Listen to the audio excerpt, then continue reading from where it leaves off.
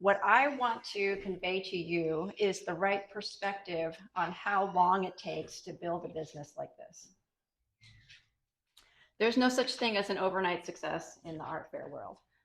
I started selling pottery at art fairs in 2002. And when I started doing that, I had a day job. And I had no expectations that pottery would ever be my full-time job. And I was fine with that. I was happy to do it that way. And I want you all to understand that this is how most of the professional art world works. Meaning the art business is a side business. And the artist has another form of income or support.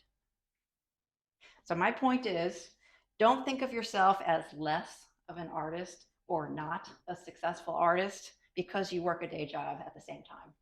That's just not true. That's a false value. This is how most of the art world works. I think the more important goal for you as an artist is that you develop a business and a life that allows you to make the art that you want to make. And anyone who achieves that is a successful artist. The most common cause of failure in the art fair industry are the artists who didn't realize how long it was going to take. And so they quit. They dropped out because it's hard to handle that emotionally. You're nodding. Okay. Oh, yeah. Okay. Yes. It's hard to handle that emotionally because they feel like they're failing. But even though they're not actually failing, you're supposed to spend those early years learning and not really earning a lot of money. But some artists don't understand that, so it feels like failure. Or they weren't prepared for it financially, meaning they didn't have that other means of income or support. And so they ran out of money. They had to quit because they went broke.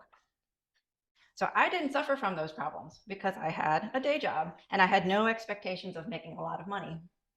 I went back and looked in my records. The first year that I was selling pottery at art fairs, I made $4,000. Okay, now you can't support yourself on $4,000, right?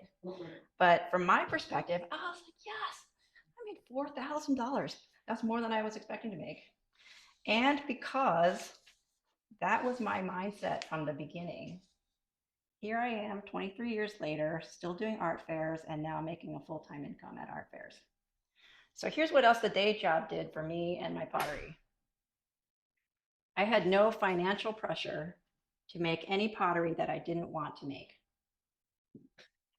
My style of pottery, and you'll see it throughout my talk, my style of pottery is pretty niche and not everybody likes it. And that's great. That's actually a better approach to making art, is not to try to make something that everybody is going to like. Make something that you love to make. That's a much better approach. Not everybody likes it. I had plenty of time, meaning years, to find the people who want to buy it. And I've never had to compromise my artistic values. So I'm not here to send the message, here's how to make a lot of money selling art. I'm here to say, don't compromise your artistic values, make work that makes you happy, and upon that foundation, here's how to make the most money from that. So these are the three subjects that I'm going to talk about. Picking the right shows, how to plan your inventory, how to price. Pricing is a very thorny subject for a lot of people. And then finally, the self-promotional skills that you need as a business owner.